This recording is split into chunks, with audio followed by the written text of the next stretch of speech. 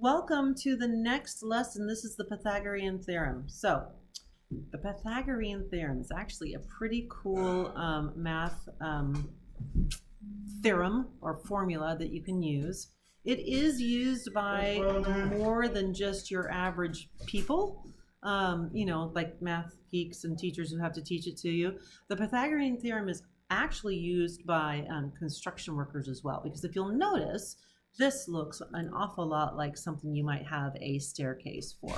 So if you don't want your staircase to be super steep, you want it to be a gentle glide. So if you know how tall your staircase has to be, then you can go out pretty wide and then go this way, and you'll know how to make a hypotenuse, how to figure out that side, because these two should be at a 90-degree angle, hopefully.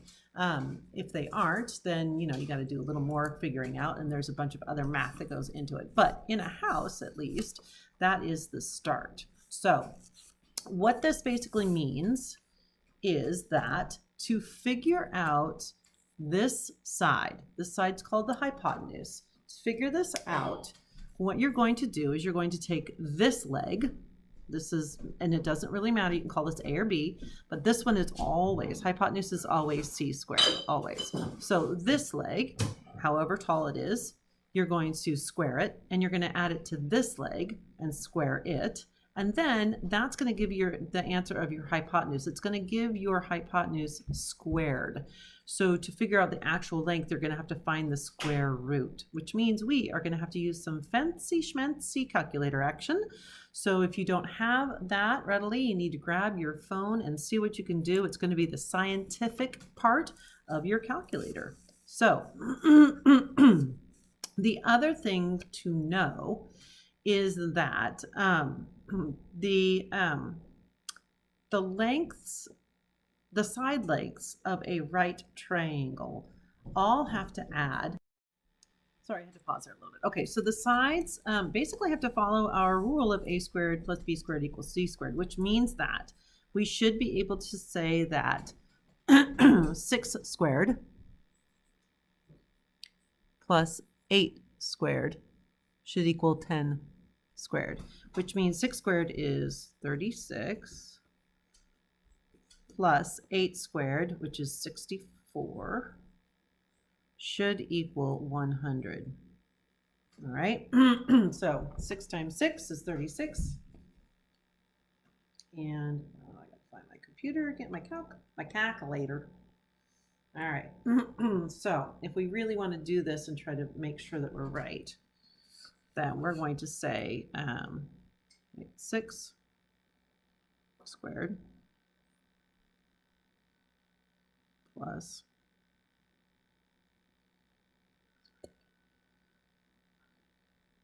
okay, and it does, it equals 100. So we should be right. So do they belong to a right triangle? Yes, they do. That's a weird yes, but there we go. Yes. Okay. All right, let's take a look at this one then. Hey, get out of there. She cannot seem to leave that trash alone. Okay, so this is going to be 6 squared plus 6 squared. Does that equal 10 squared? And we know that 6 times 6 is 36, and that is not going to work because 6 squared, 36 plus 36,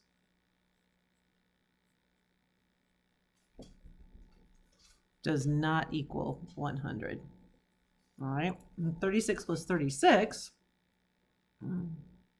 is 72, and that's just not going to work. We can say 72 does not equal 100. Okay.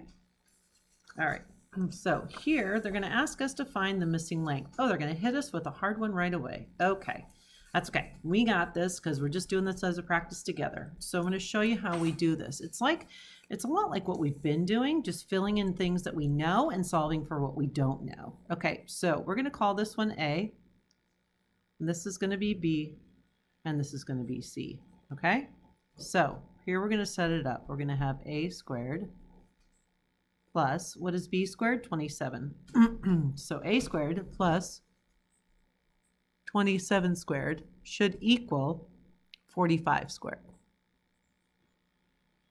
So now what we need to do is to figure out what is 27 squared. So we're going to use our calculator, 27 squared, which is 729. So a squared plus 729 should equal, and then we're going to figure out what is 45 squared. 45 squared, 2025. Okay? So now we're going to subtract 729 from both sides to see what is left over. Okay, so I'm going to say 2025 minus, oh come on, minus 729 equals, okay, so that means that I'll get rid of this, and what we have is a squared equals 1,296. So to figure out what this number is, we're going to take the square root of this is going to be the square root of this, okay? So we're going to find out what that is, and I'm going to, what you'll do is this. If you have your answer already, then I think you could just do square root. Oh, no, sorry. That won't work. Okay, because you have to do square root first, that's why. So I got to clear it out. So I've got to do square root of, and then I'm going to put in 1,296.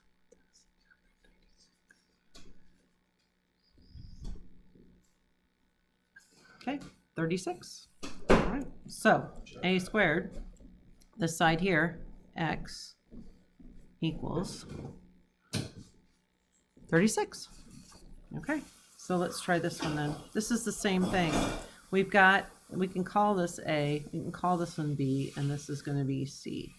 So we have 21 squared plus B squared equals 29 squared. Okay? So we'll figure out what that is. 21 squared is 441.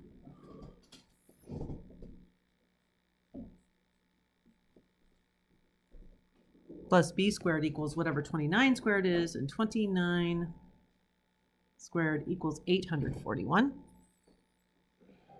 Okay, so we're going to subtract 441 from both sides, and we end up with b squared equaling 400, right? Yep.